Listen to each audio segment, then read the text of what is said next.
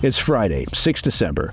Welcome to the PDB Afternoon Bulletin. Although, to be fair, yes, if you're being accurate, it is the evening bulletin. And again, I apologize for my travel schedule. I'm Mike Baker, your eyes and ears on the world stage. All right, let's get briefed.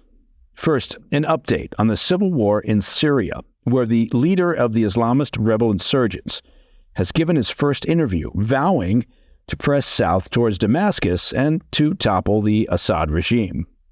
Then, we'll look at the renewed threat that Islamic terrorism poses to Europe, as intelligence authorities in Germany thwart an Islamic State-inspired lone wolf terrorist attack targeting a popular Christmas market. That's not the first time that has happened.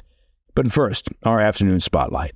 We'll begin in Syria, where the leader of the Islamic rebel insurgents has spoken publicly for the first time, vowing to overthrow the regime of President Assad and push out Iranian and Russian interests as his fighters inch closer to Damascus.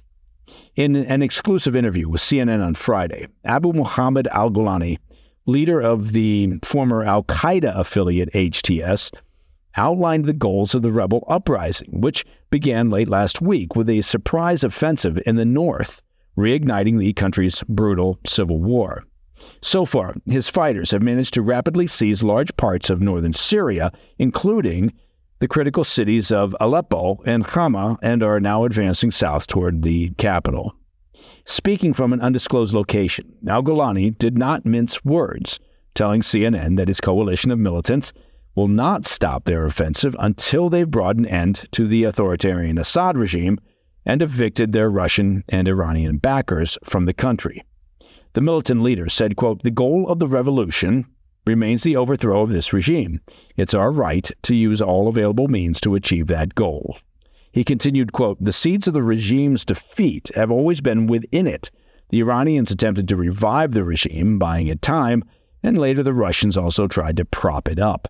But the truth remains, this regime is dead," end quote. Now, al-Golani, a former al-Qaeda operative, spoke of replacing the regime with a pluralistic government based on institutions and a council chosen by the people. Well, that all sounds fine, but I guess the question is, can you believe him?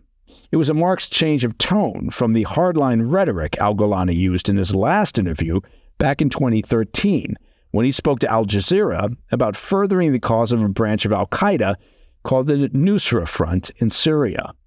As we discussed on yesterday's PDB, al-Golani began as a fighter for the Islamic State of Iraq before being sent back to Syria to further the interests of the emerging ISIS terrorist group after the civil war kicked off in 2011. But in the years that followed, as splits emerged between ISIS and al-Qaeda, he turned on his backers in Iraq and began fighting ISIS in Syria alongside al-Qaeda. He would eventually turn on al-Qaeda as well, renouncing his ties and working to consolidate his power by brutally eliminating competitors and former allies. He has since worked to remake his public image. Oh, look at that. He's on a campaign to remake his image after working for ISIS and al-Qaeda. But he's been working to remake that image as a moderate, appealing to Syria's religious and ethnic minorities. Al-Golani attempted to explain his supposed transformation to CNN, saying, quote, "A person in their 20s will have a different personality than someone in their 30s or 40s, and certainly someone in their 50s. This is human nature," end quote. Okay, so I worked for ISIS, and then I worked for al-Qaeda. But you know what? I don't know. What, did he have a come-to-Jesus meeting? But it appears his coalition is still employing the tactics of hardline Islamic radicals. They seized the central city of Hama on Thursday, Syria's fourth largest city, reportedly breaking through the Syrian army's defensive lines by relying on suicide attacks. The rebels have wasted no time in pressing south since taking Hama, and as of Friday are nearing Syria's third largest city, Homs, according to a report from the Wall Street Journal. Now, Homs is the last major city in government hands on the road to the capital, Damascus, in southwest Syria, which, of course, is the seat of President Assad's government.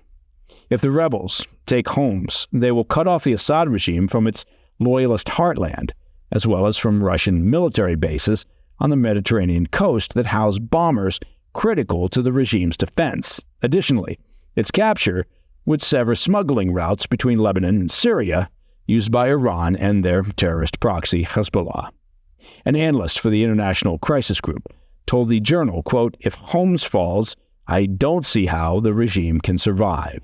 Coming up, German intelligence authorities have thwarted an Islamic State-linked terrorist plot to attack a popular Christmas market in Bavaria.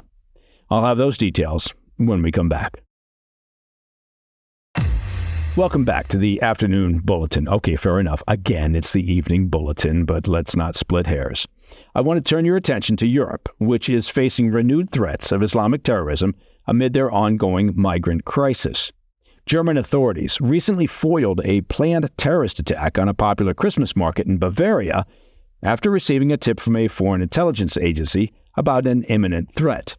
Following the tip-off, they raided a shared accommodation for asylum seekers in Augsburg, arresting a 37-year-old Iraqi asylum seeker who had engaged with operatives of the Islamic State terrorist group online.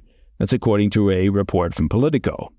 The suspect had recently made a number of posts on social media glorifying suicide bombings and executions by the Islamic State, but intended to take things further.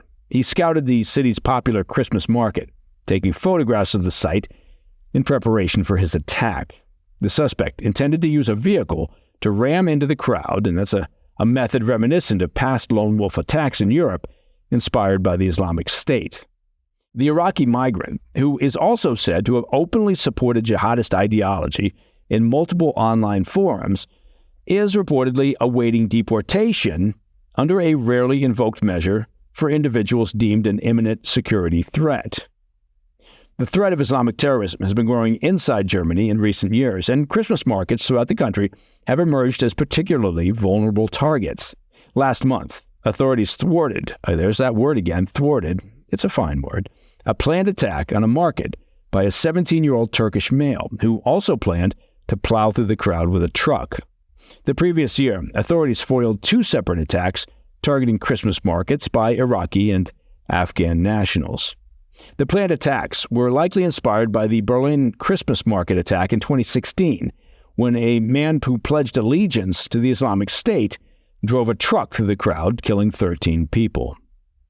But the threat is not unique to Germany. In early October, Ken McCallum, head of the UK's MI5 security service, warned of the growing threat posed by al-Qaeda and ISIS, particularly in the context of ongoing unrest in the Middle East.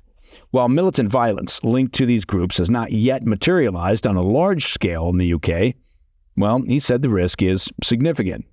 He pointed to the increasing radicalization of young people, noting that 13% of those under investigation for terrorism-related offenses in the UK are under the age of 18.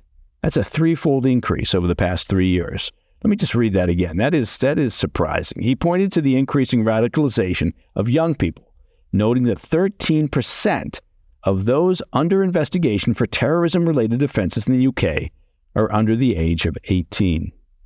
McCallum warned that all of Europe was at a heightened risk as al-Qaeda, the Islamic State, and other militant groups work to exploit the conflict in the Middle East to recruit new members in, quote, resumed efforts to export terrorism, end quote. And that, my friends, is the PDB Evening or Afternoon Bulletin, whichever you prefer, for Friday, 6 December. If you have any questions or comments, please reach out to me at pdb@thefirsttv.com. Of course, to listen to the show ad-free, well, it's simple. Become a premium member of the President's Daily Brief by visiting pdbpremium.com. And look at that. I can tell from the calendar that it's Friday. And if it's Friday, that means that every Friday evening at 10 p.m. on the First TV, well, we launch a new episode of our extended weekend show, the PDB Situation Report.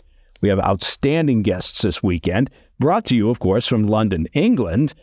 And we'll be looking at a variety of issues, including, of course, the complex mess that is Syria and the Iranian regime's cyber attacks against the incoming Trump administration.